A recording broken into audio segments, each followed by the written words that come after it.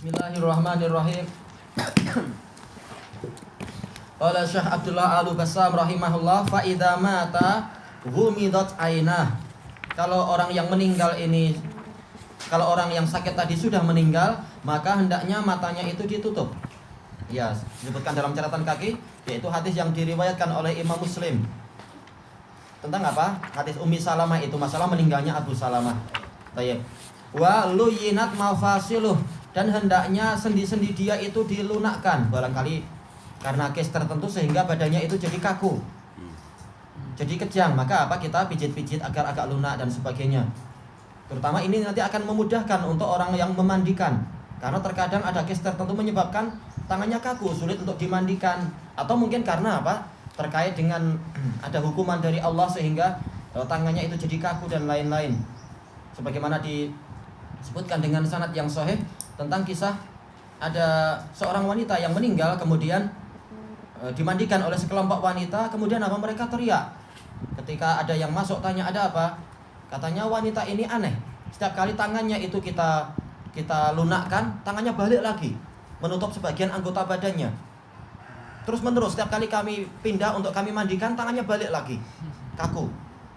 Nah, kemudian ditanyakan pada keluarganya apa yang dia perbuat, dikatakan gini-gini, yaitu sebagian aib. Baik, dan semua itu mungkin. Tapi intinya adalah apa? Kita lunakkan bagian-bagian yang kaku tadi agar ketika dimandikan itu mudah. Qal wa usri'a bi tajhizih, dan hendaknya disegerakan untuk diselenggarakan, yaitu diselesaikan masalah pemakamannya. Kalau dia adalah orang yang soleh, maka memang disunahkan untuk segera membawa dia ke makam dia untuk segera mendapatkan nikmat kubur dan seterusnya. Adapun kalau dia orang yang tidak soleh, maka dia adalah sejelek-jelek jenazah yang ada di samping kita, maka segera dia dipindahkan. Dan dalil-dalil banyak, dalil hadis Abi Hurairah dan lain-lain tentang masalah diwajibkan untuk menyegerakan. Kecuali kalau ada pesan barangkali dari keluarga yang agak jauh, minta tolonglah ditunda beberapa jam lagi, kami akan sampai sekarang. Nah, itu boleh, tapi jangan terlalu lama. Qal malam yakun fi ta'khirihi maslahah, selama tidak ada kemaslahatan untuk menunda, untuk mengakhirkan penyelenggaraan jenazah tadi. Wa taghsilul mayyit wa takfinuhu wa hamluhu, memandikan jenazah, mengkafani jenazah, dan juga memikul jenazah, wassalatu alaih, menyolatinya, wa dafnuh, dan juga memakamkannya, furudu kifayah, dia adalah fardu kifayah. Bagaimana itu? Idza qama biha man yakfi. Nah, ini adalah definisi yang lebih baik. Apabila telah dikerjakan oleh orang yang mencukupi, tasqutu anil baqin, dia akan gugur kewajiban tadi dari orang-orang yang lain. Bagian jadi apa? Jadi yang sisanya jadi sunnah, mustahab. Yang mengerjakan yang lain dapat pahala mustahab. Taib. Ini definisi yang lebih bagus daripada definisi sebagian fuqaha, apa itu? Idza qama bihi al-ba'd. Kalau sudah dikerjakan sebagian orang, tasqutu anil baqin, akan gugur dari yang lain. Kenapa? Sebagian ini belum tentu cukup. Makanya dijelaskan oleh Syekh Ahmad An-Najmi rahimahullah, kalau sekedar sebagian ini tidak cukup selama kenyataannya kewajiban itu masih belum cukup untuk ditunaikan. Masih menjadi dosa bagi orang lain kalau yang mengerjakan tadi orangnya belum cukup. Harus sampai orangnya itu cukup. Makanya kalau sekedar ba'at satu atau dua orang ini nggak cukup untuk memandikan, mengkafani, juga sekaligus memikul jenazahnya, dan juga menggali kubur. Ini perlu banyak orang. Maka kalau satu dua orang, maka ini belum dikatakan telah gugur kewajiban. Marhaban.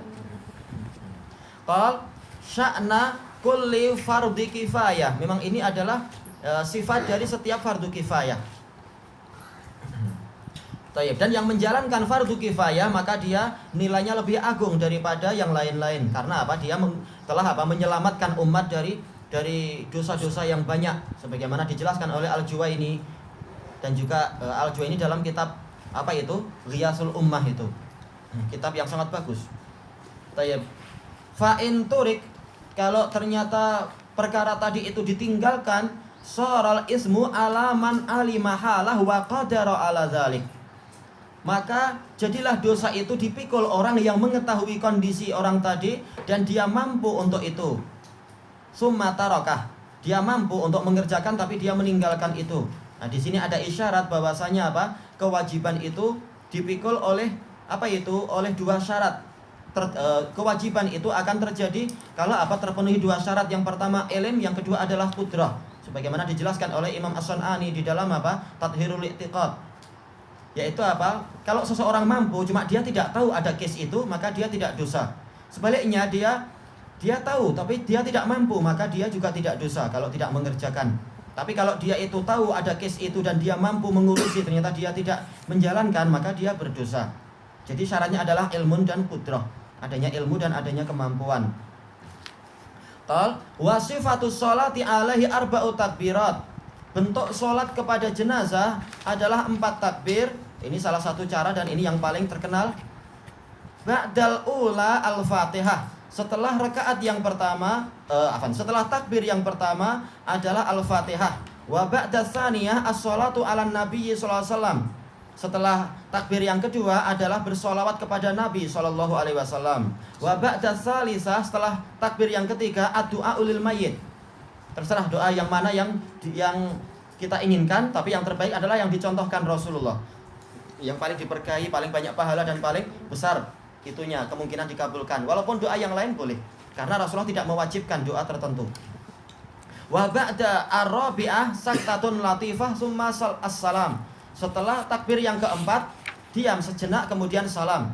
Kebanyakan ulama mengatakan boleh kita mendoakan dengan doa-doa yang lain, dan ini yang dirojihkan di para masyayikh dan ya, rakaat yang keempat boleh kita doa apa saja yang baik-baik. Kenapa? Karena tidak ada amalan, tidak ada apa itu istilahnya rukun yang tersia-sia, yang kosong. Itu yang sunnah. Kalaupun dia diam tidak dosa, karena Rasulullah tidak mewajibkan sesuatu memang dalam masalah itu. Qala Syekhul Islam rahimahullah alladzi sabata fis sunan, yang pasti ada di dalam sunnah anin Nabi sallallahu alaihi wasallam, dari Rasulullah SAW, annahu kana yaqumu ala qabri rajuli min ashabihi idza dufin.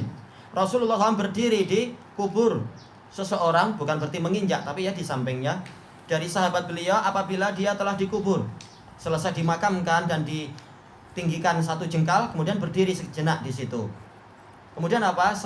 Yaqul, Rasulullah bersabda, salu lahu tatsbit, mohonkan untuk dia pengokohan, fa innahul an yus'al, karena sekarang dia sedang ditanya. Baik, hadis siapa itu? Hani Maula Utsman bin Affan, dari Utsman bin Affan. Baik, dan hadisnya diriwayatkan oleh Abu Dawud dan hadisnya sahih, Abu Dawud dan lain-lain. Tayyib. Waqad sabata annal maqbura yus'al wa yumtahan, dan telah pasti bahwasanya orang yang dikubur itu nanti akan ditanya dan akan diuji. Dalilnya banyak, hadisnya mutawatir. Wa annahu yu'maru bidu'a ilah, dan dia diperintahkan, dan bahwasanya umat ini diperintahkan untuk mendoakan kebaikan bagi orang yang meninggal tadi. Tayyib. Apakah nanti akan dibahas masalah? Nanti akan dibahas insya Allah sedikit demi sedikit. Ini tadi saya hanya menjelaskan apa garis besarnya dulu. Nanti akan dilewati sedikit demi sedikit. Wallahu a'lam.